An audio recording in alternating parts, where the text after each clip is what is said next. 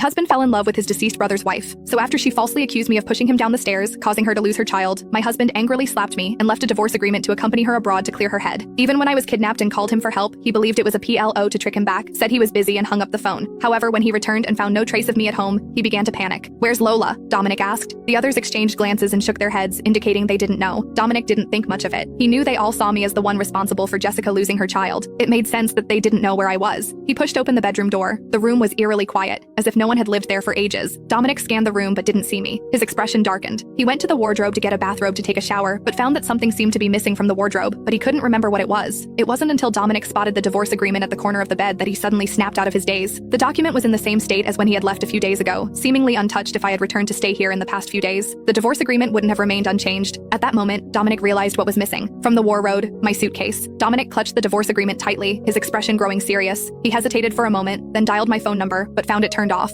He then called a number I had called him 7 days earlier to say I had been kidnapped, but the line remained unanswered. Dominic threw the phone onto the bed, walked into the bathroom. Outside, a clap of thunder split the night sky, illuminating the room as bright as day. "Dominic, I've been kidnapped. Can you come and get me? Dominic?" Dominic jolted awake from his dream, his hand reaching out to the empty space beside him. The circulation of the bed weighed heavily on his heart. "Mr. Sinclair," the butler. Anna opened the door, glancing at the slightly haggard man before hesitating to speak. "The police are here. They say they have news about your wife." Hearing this, Dominic's expression turned icy. He raised his head indifferently. Two police officers approached, seeing the man sitting behind the desk. They hesitated for a moment, unsure whether to speak. Finally, the older one stepped forward, carefully taking a USB drive from his briefcase and handing it over Mr. Sinclair. "This was anonymously sent to the police station. It may help us find your drive." Dominic's gaze fell on the USB drive, but he remained unmoved and made no move to take it, and it couldn't stand it anymore. She stepped forward, took the drive, and seeing that Dominic didn't stop her, inserted it into the computer's USB port. The video showed a figure standing on the edge of a cliff, someone very familiar. The woman's face was very pale, her hair disheveled, and her lips covered in blood. Upon seeing the figure in the video, Dominic's expression suddenly changed. He stood up from his seat. "You can run, but you can't hide. We've been chasing you all night." A man's voice came from the computer. Dominic clenched his fist tightly, then heard another man's voice. "Ms. Mitchell, we have no quarrel with you. I can let you go. How about this call, Dominic? If he's willing to come and get you, can go." A phone was thrown at the woman's feet. Dominic collapsed into his chair, feeling a sense of suffocation. He watched me pick up the phone from the ground, my fingers covered in blood, and type out the numbers on the screen. "Dominic, I've been kidnapped. Said they'll let me go if you come." My voice mingled with the whistle. Whispers of the wind drifted up from the computer. Dominic clutched his heart, feeling a sharp pain, as if something important had vanished forever from his life. He looked up and noticed that the video showed me glancing around at the crowd before running toward the edge of the cliff and jumping off. "Laura," Dominic murmured, falling into deep thought. Others might not know what was said in that call, but he did. He said, "I'm busy." "Lola," Dominic called out again, but his vision blurred and he collapsed to the ground. 2 years later, a lavish charity gala was held at the Tundra Royal Hotel. A luxury car drove down the street with Henry sitting in the passenger seat, occasionally glancing at the two people in the back seat through the rearview mirror. Dominic, dressed in a black suit, stared out the window, clutching a phone tightly in his hand. Jessica, wearing a sapphire blue evening gown with her left shoulder exposed, leaned toward him. "Dominic,